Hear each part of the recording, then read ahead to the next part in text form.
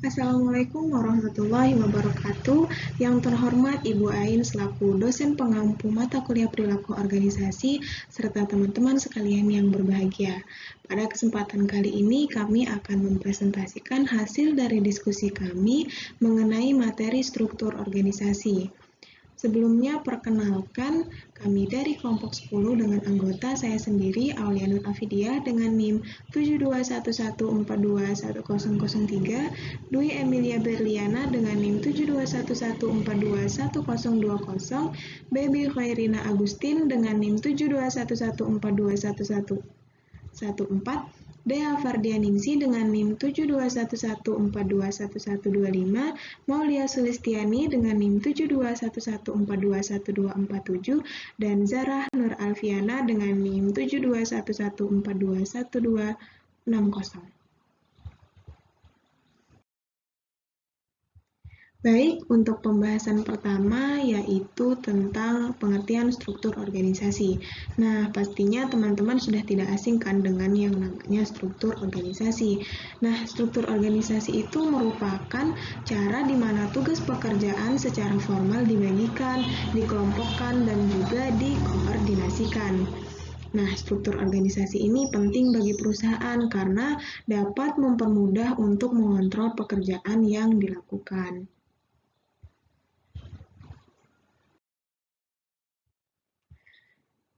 Terdapat 6 elemen utama dalam merancang struktur organisasi.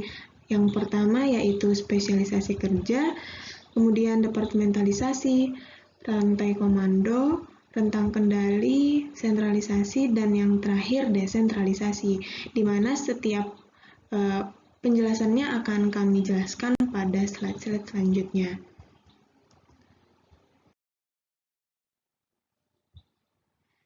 Nah, yang pertama yaitu spesialisasi kerja. Spesialisasi kerja itu menggambarkan aktivitas dalam organisasi yang dibagi ke dalam pekerjaan-pekerjaan secara terpisah, di mana unsur ini menekankan agar seluruh pekerjaan dipecah-pecah menjadi sejumlah langkah, di mana setiap langkah itu diselesaikan oleh individu yang berlainan, atau dengan kata lain, setiap individu memiliki spesialisasi dalam mengerjakan bagian dari suatu kegiatan. Nah, jika dilihat pada tampilan 15.2, disekonomi manusia seperti kebosanan, kelelahan, stres, produktivitas berkualitas buruk, dan lainnya bisa menjadi lebih besar daripada keuntungan ekonomis. Kemudian produktivitas itu dapat ditingkatkan dengan melebarkan lingkup pekerjaan, membiarkan karyawan melakukan suatu pekerjaan secara lengkap, menempatkan karyawan dalam tim-tim dengan keterampilan yang dapat saling dipertukarkan. Nah, selanjutnya yaitu departementalisasi, di mana departementalisasi merupakan basis di mana pekerjaan dalam organisasi dikelompokkan. Jadi setelah terspesialisasi tadi, pekerjaan dikelompokkan ke dalam unit-unit yang logis, yang dinamakan proses departementalisasi. Nah, dalam proses departementalisasi ini terdapat 4 tipe departementalisasi, yaitu yang pertama, tipe fungsional, di mana tipe tersebut memiliki keuntungan yaitu efisiensi yang diperoleh dari penempatan para spesialis tersebut bersama-sama. Kemudian yang kedua ada tipe produk atau jasa, di mana tipe tersebut memiliki keuntungan yaitu meningkatkan akuntabilitas dari kinerja karena semua aktivitas yang terkait dengan suatu produk atau jasa tertentu berada di bawah arahan dari seorang manajer tunggal. Kemudian yang ketiga yaitu basis geografis atau wilayah. Nah, pada basis geografis ini menempatkan pembagian-pembagiannya itu berdasarkan wilayah-wilayah, misalnya wilayah Jawa Tengah, kayak gitu. Nah, kemudian tipe yang terakhir yaitu tipe konsumen, di mana tipe ini bermaksud untuk menyediakan pelayanan yang lebih baik bagi konsumen atau perusahaan mencari ide kreatif nih untuk menarik tipe konsumen tertentu.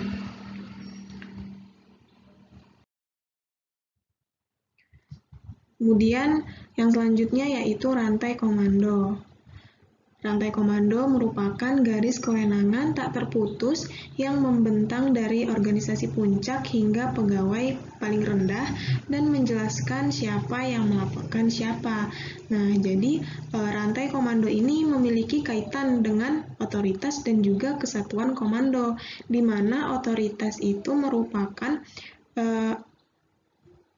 mengacu pada hak-hak inheren di dalam posisi manajerial yang memberi perintah dan berharap agar perintah tersebut dipatuhi. Sedangkan kesatuan komando merupakan gagasan bahwa bawahan hanya memiliki satu superior yang kepada siapa dia bertanggung jawab secara langsung. Kemudian untuk penjelasan selanjutnya akan dijelaskan oleh rekan saya. Terima kasih. Assalamualaikum warahmatullahi wabarakatuh. Saya akan melanjutkan pembahasan materi dari rekan saya sebelumnya. Perkenalkan, nama saya Dwi Emilia Belena dengan NIM 7211421020. Yang pertama, saya akan menjelaskan tentang rentang kendali. Rentang kendali atau span of control memiliki arti yaitu sejumlah bawahan yang dapat diarahkan oleh seorang manajer secara lebih efisien dan efektif. Rentang kendali sangat diperlukan dalam sebuah organisasi dikarenakan berhubungan dengan pembagian kerja, koordinasi, dan kepemimpinan seorang pemimpin. Rentang kendali ini penting karena sangat menentukan jumlah level dan manajer yang harus dimiliki oleh organisasi. Semuanya menjadi seimbang. Semakin lebar atau besar rentang kendali akan semakin efektif organisasi tersebut. Rentang kendali dibagi menjadi dua, yaitu rentang kendali atau luas, rentang kendali kecil atau sempit. Kelebihan rentang kendali besar atau luas yaitu untuk mengurangi biaya, memangkas biaya atas atau overhead, mempercepat pengambilan keputusan, meningkatkan fleksibilitas, semakin dekat dengan konsumen, dan pemberdayaan para pekerja. Kekurangan rentang kendali kecil yaitu 1. Lebih lebar bila mengurangi keefektifan. 2. Kinerja karyawan akan memburuk karena penyedia tidak memiliki waktu untuk memberikan kepemimpinan dan dukungan yang diperlukan. Kelebihan rentang kendali kecil yaitu dengan membatasi rentang kendali berjumlah 5 dan 6 orang, maka seorang manajer akan mempertahankan kendali penuh. Tetapi rentang yang sempit memiliki 3 kelemahan utama. Pertama, mereka berbiaya mahal karena menambah jumlah level manajemen. Kedua, mereka melakukan komunikasi secara vertikal dalam organisasi yang lebih kompleks. Level hierarki yang ditambah akan memperlambat pengambilan keputusan dan cenderung mengisolasi manajemen yang lebih atas. Ketiga, rentang yang sempit akan mendorong terbukanya supervisi yang ketat dan melemahnya kemandirian pekerja. Rentang kendali dapat diasumsikan bahwa dua organisasi masing-masing memiliki sekitar 4.100 para pekerja level operasional. Salah satu memiliki 4 rentang yang sama dan yang lainnya memiliki rentang 8, yang satunya memiliki 4 dan yang satunya memiliki 8.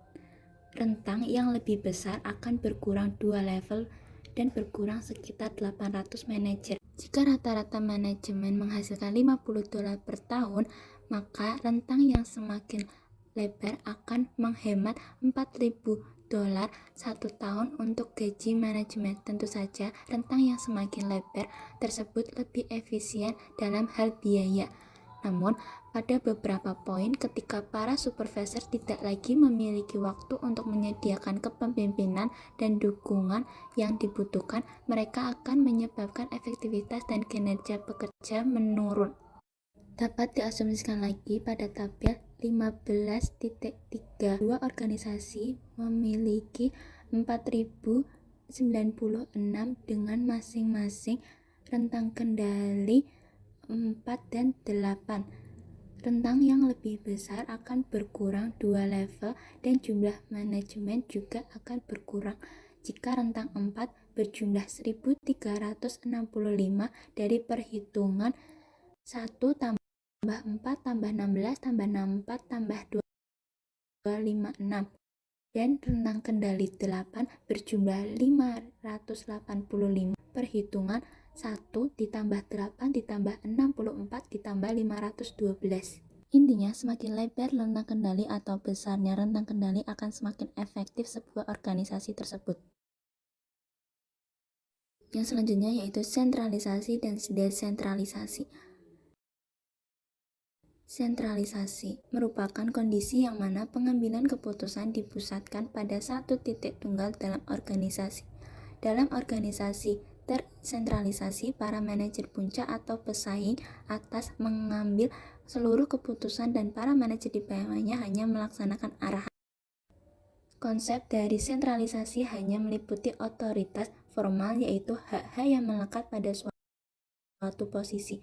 Organisasi yang dicirikan dengan sentralisasi adalah pada dasarnya berbeda secara struktural dari sisi satunya, yaitu desentralisasi. Tujuan dari sentralisasi memudahkan dan mempercepat proses pengambilan keputusan dengan menunjuk dan pemimpinan yang kuat. Salah satu kekurangan sentralisasi yaitu menjadikan organisasi bersifat otoritas sehingga tidak dapat mengakui akan pendapat yang lain dan dapat mematikan kemampuan untuk berinovasi. Namun dari sentralisasi memiliki kelebihan, yaitu keseragaman dalam aspek perencanaan, pengelolaan hingga evaluasi. Desentralisasi merupakan pengambilan keputusan yang ditekankan kepada manajer yang terdekat, bahkan kepada kelompok kerja. Tujuan dari desentralisasi yaitu menjadi lebih fleksibel dan responsif dalam pengambilan keputusan. Salah satu kekurangan desentralisasi yaitu prosesnya lebih lama dalam pengambilan keputusan dan kurangnya kejelasan karena bisa terjadi perbedaan pendapat dengan atasan atau manajer. Salah satu kelebihan desentralisasi yaitu organisasi menjadi lebih efektif dan dapat mendorong motivasi karyawan dalam bekerja. Gambaran dari desentralisasi yaitu terdapat karyawan bernama Serge dan J.C. Penney telah memberikan kepada para manajer gerai mereka yang dipertimbangkan lebih bijaksana dalam memilih barang dagangan mana yang harus disimpan. Hal ini memungkinkan bagi gerai-gerai tersebut untuk bersaing secara lebih hadap para pedagang setempat. Hal ini sama berlaku ketika Protek dan Gamble memberdayakan kelompok-kelompok kecil dari para pekerja untuk mengambil banyak keputusan mengenai pengembangan produk baru yang tidak tergantung pada hierarki pada umumnya. Hal tersebut dapat meningkatkan dengan lebih cepat proporsi dari produk-produk baru yang siap untuk dipasarkan. Ada juga riset menginvestigasi sejumlah besar organisasi di Finlandia yang memperlihatkan bahwa perusahaan dengan kantor riset dan pengembangan yang terdesentralisasi dalam banyak lokasi lebih baik dalam menghasilkan inovasi daripada perusahaan yang melakukan sentralisasi atas keseluruhan riset dan pengembangan pada suatu kantor tunggal. Desentralisasi ini seringkali diperlukan bagi perusahaan dengan lokasi di luar negeri karena pengambilan keputusan yang bersifat lokal diperlukan untuk memberikan tanggapan terhadap peluang keunggulan tiap-tiap daerah, basis klien, dan undang-undang tertentu. Sementara pengawasan yang tersentralisasi diperlukan untuk mempertahankan para manajer regional yang bertanggung jawab. Kegagalan untuk menyeimbangkan tersebut dapat membahayakan tidak hanya perusahaan semata tetapi juga hubungan dengan pemerintah luar negeri, sebagaimana dalam kasus terobosan pada tahun 2013 yang dilakukan oleh pemerintah Argentina terhadap Bank Britain HSBC Holding atas kecurangan yang terjadi pada anak perusahaan di Argentina.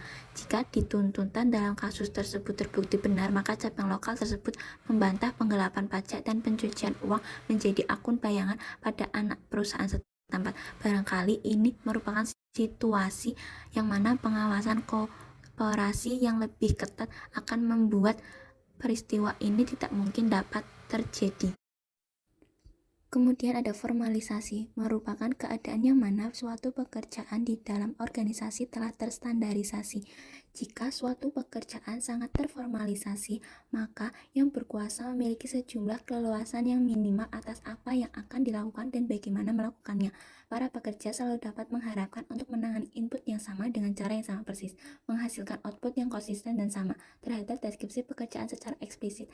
Banyak sekali aturan organisasi dan prosedur yang didefinisikan secara jelas yang mencakup proses kerja dalam organisasi yang mana terdapat formalisasi yang tinggi. Di mana tingkat formalisasi yang rendah, maka perilaku pekerja secara relatif tidak terprogram, dan para pekerja memiliki sejumlah besar kebebasan untuk menjalankan kebijakan dalam pekerjaan mereka. Formalisasi bukan hanya menghilangkan kemungkinan para pekerja untuk melibat dalam alternatif-alternatif perilaku, tetapi bahkan menghapus kebutuhan bagi para pekerja untuk mempertimbangkan alternatif-alternatif yang ada. Sekian dari saya, apabila ada kesalahan mohon maaf. Wassalamualaikum warahmatullahi wabarakatuh. Pemaparan materi selanjutnya akan disampaikan oleh rekan saya berikutnya. Assalamualaikum warahmatullahi wabarakatuh. Perkenalkan, nama saya Baby Hairina Agustin. Saya akan melanjutkan materi yang telah disampaikan oleh teman saya. Di sini saya akan menyampaikan materi tentang desain organisasi umum, struktur organisasi. Desain organisasi umum, struktur organisasi yang paling umum ada 3, yaitu struktur sederhana, kemudian birokrasi, dan yang terakhir adalah struktur matriks. Yang pertama, struktur sederhana. Struktur sederhana adalah sebuah struktur yang dicirikan dengan kadar departementalisasi yang rendah, rentang kendali yang luas, wewenang yang terpusat pada seseorang saja, dan sedikit formalisasi. Struktur sederhana paling banyak dipraktikkan dalam usaha-usaha kecil di mana manajer dan pemilik adalah orang yang satu dan sama. Kelebihan dari struktur ini adalah kesederhanaannya yang tercermin dalam kecepatan, kefleksibelan, ketidakmahalan dalam pengelolaan, dan kejelasan akuntabilitas. Kemudian kekurangannya adalah struktur ini sulit untuk dijalankan dimanapun selain di organisasi kecil karena struktur sederhana menjadi tidak memadai tak kala sebuah organisasi berkembang karena formalisasinya yang rendah dan sentralisasinya yang tinggi cenderung menciptakan kelebihan beban di puncak. Dan ini adalah contoh dari desain struktur sederhana. Pada struktur ini, bagian staf kerja atau salesperson akan melaporkan kinerjanya pada bagian manajer. Manajer akan berfungsi sebagai pengawas dan pengarah anggota staf. Kemudian, manajer akan melaporkan hasil kinerjanya pada pemilik organisasi atau ketua organisasi. Ketua organisasi, misalnya CEO, akan berfungsi sebagai pengawas dan pengarah para manajer. Tentunya tiap fungsi pengarah akan melakukan proses evaluasi kinerja. Dan yang kedua adalah birokrasi.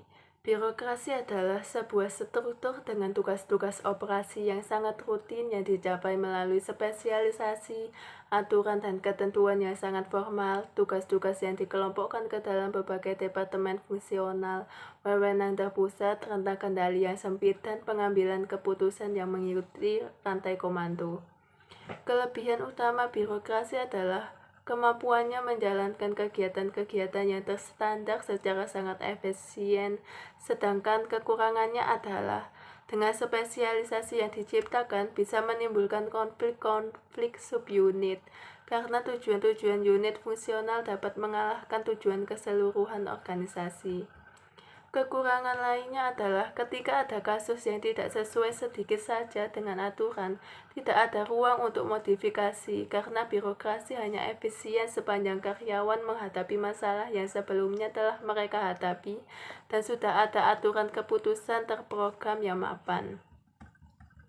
Dan yang terakhir adalah struktur matriks. Struktur matriks adalah sebuah struktur yang menciptakan garis wewenang ganda dan menggabungkan departementalisasi fungsional dan produk. Struktur matriks dapat ditemukan di agen-agen periklanan, perusahaan pesawat terbang, laboratorium penelitian dan pengembangan, perusahaan konstruksi, rumah sakit, lembaga-lembaga pemerintah, universitas, perusahaan konsultan manajemen, dan perusahaan hiburan.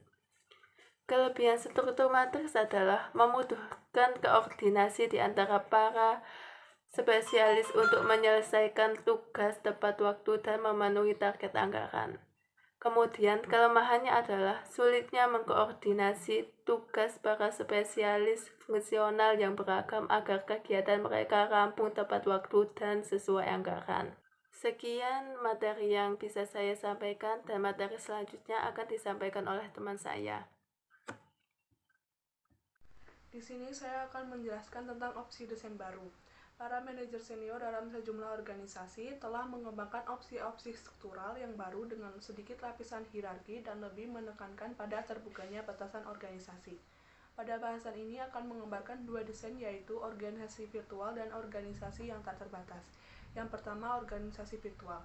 Organisasi virtual didefinisikan sebagai jaringan sementara atau permanen dari individu, kelompok, atau departemen organisasi yang tersebar secara geografis yang tidak termasuk dalam organisasi yang sama dan menggunakan teknologi TIK atau teknologi informasi dan komunikasi, di mana teknologi TIK ini digunakan untuk berkomunikasi dan mengordinasikan pemenuhan tujuan atau tugas yang ditentukan.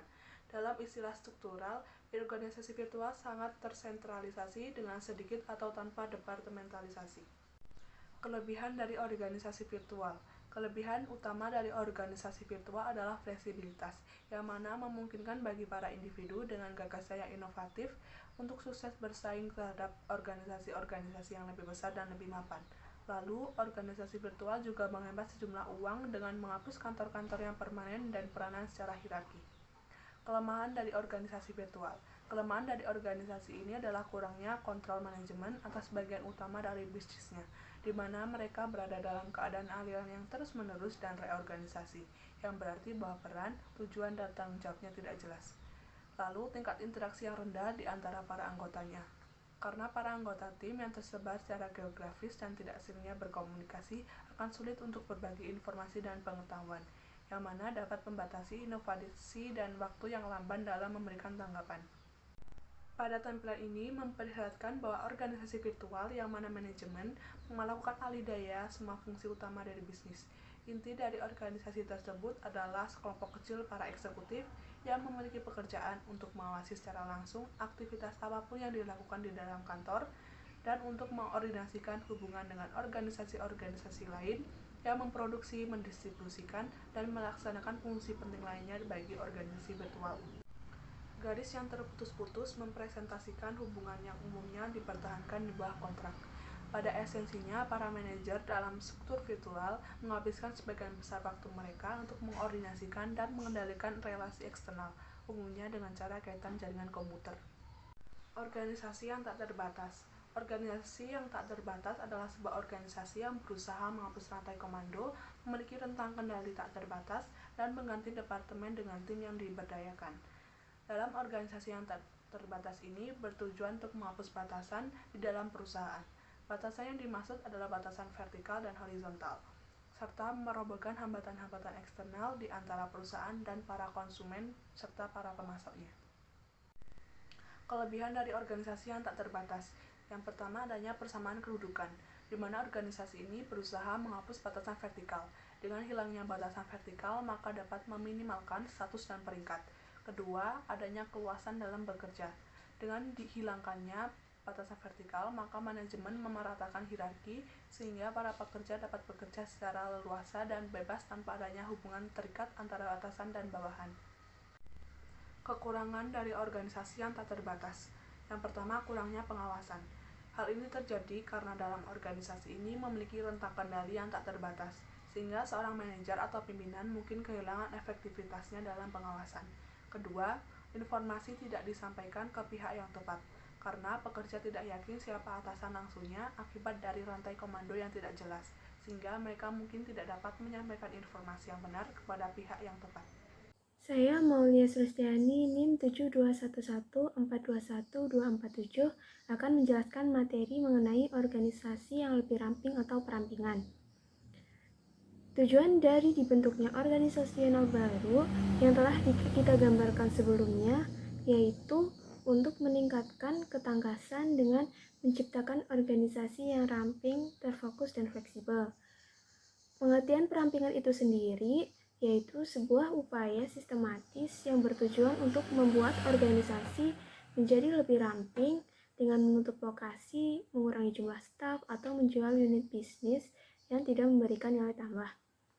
Contohnya yaitu penyusutan radikal yang dilakukan oleh Motorola Mobility pada tahun 2012 dan 2013, di di mana perampingan tersebut dilakukan sebagai upaya bertahan hidup setelah terjadinya merger dengan Google, dan hal itu dilakukan sebagai bentuk respon dari adanya penurunan permintaan terhadap ponsel pintar miliknya. Ia memangkas tenaga kerjanya sebesar 20% pada bulan Agustus 2012 ketika perusahaan mengalami kerugian pada kuartal keempat sebesar 350 juta dolar. Dan ketika terjadi penurunan pendapatan sebesar 40%, ia kembali memangkas tenaga kerjanya sebesar 10%. Oleh karena itu, Google menyebutnya sebagai bentuk dari perampingan. Sementara itu, perusahaan-perusahaan lain melakukan perampingan, yaitu untuk mengarahkan seluruh upaya mereka menuju inti dari kompetensi mereka. Beberapa perusahaan menitikberatkan pada teknik manajemen ramping untuk mengurangi birokrasi dan mempercepat dalam pengambilan keputusan. Perampingan dengan penurunan jumlah tenaga kerja memiliki hasil yang positif, di mana itu dapat membentuk biaya upah yang lebih rendah. Perampingan perusahaan dengan meningkatkan fokus pada strategi juga seringkali memberikan efek yang positif terhadap harga saham setelah pengumuman. Meskipun terdapat keunggulan, namun kegiatan tersebut juga menimbulkan perdebatan di mana perusahaan-perusahaan yang hanya memangkas jumlah tenaga kerjanya tanpa melakukan restrukturisasi justru akan mengakibatkan keuntungan dan harga saham mengalami penurunan. Di sisi lain, adanya perampingan juga memberikan efek pada perilaku tenaga kerja, yang mana itu akan memberikan rasa khawatir pada para pekerja jika suatu saat mereka akan dipecat pada masa yang akan datang. Kekhawatiran tersebut juga akan menimbulkan kinerja pekerja menjadi kurang komitmen pada organisasi. Perusahaan yang tidak terlalu berinvestasi pada tenaga kerjanya, perampingan tersebut akan mengarahkan pada tingkat perputaran sukarela yang lebih tinggi, sehingga modal sumber daya manusia yang penting akan hilang. Hasilnya, perusahaan akan semakin tidak sehat daripada ramping. Untuk menurunkan dampak negatif dari perampingan, kita dapat mempersiapkannya lebih awal sehingga akan mengurangi tekanan daripada beberapa pekerja dan memperkuat dukungan bagi sebuah arahan baru. Berikut beberapa strategi yang efektif bagi perampingan yang tentunya sangat berkaitan dengan prinsip-prinsip keadilan organisasi yang telah kita bahas sebelumnya. Yang pertama yaitu investasi. Perusahaan yang melakukan perampingan untuk menitikberatkan pada inti kompetensi, maka akan lebih efektif jika mereka berinvestasi dalam praktik kerja yang memiliki keterlibatan yang tinggi setelahnya.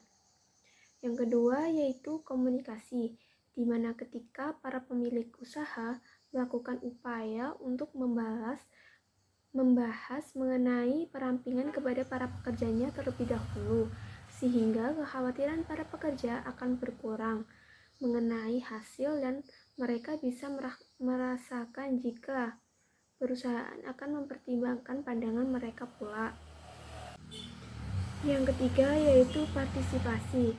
Para pemilik usaha akan berkurang rasa khawatirnya hanya jika mereka dapat berpartisipasi dalam proses di berbagai cara. Program pensiunan awal secara sukarela atau paket pesangon dapat membantu dalam mencapai perampingan tanpa pemecatan. Yang keempat yaitu bantuan. Uang pesangon meliputi manfaat perawatan kesehatan dan bantuan pencarian pekerjaan akan memperlihatkan bahwa perusahaan peduli dengan para pekerjanya dan menghargai kontribusi mereka. Perusahaan yang mampu membuat dirinya sendiri ramping, maka perusahaan tersebut dapat menjadi lebih gesit, efisien, dan produktif.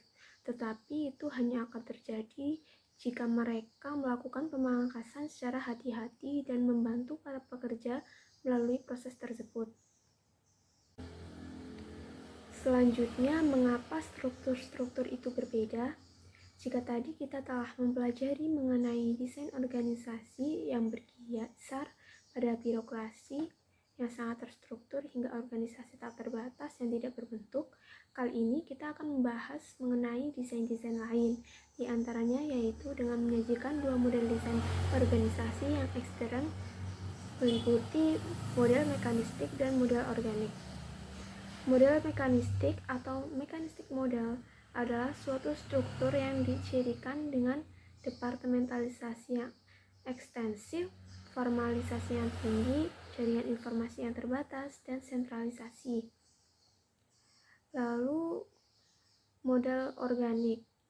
Model organik atau organic model adalah suatu struktur yang datar, menggunakan hierarki silang dan tim-tim fungsional silang dengan formalisasi yang rendah, memiliki jaringan informasi yang komprehensif, dan bergantung pada pengambilan keputusan partisipatif.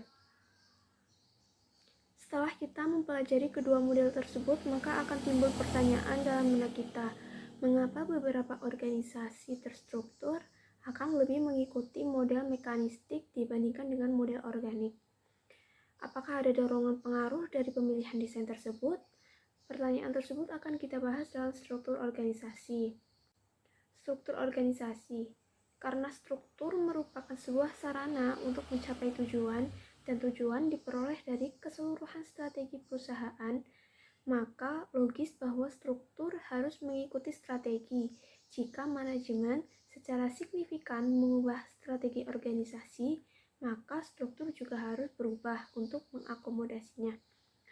Kerangka kerja strategi terkini menitikberatkan pada 3 dimensi strategis, yaitu pada strategi inovasi, strategi meminimalisasi biaya, dan strategi imitasi.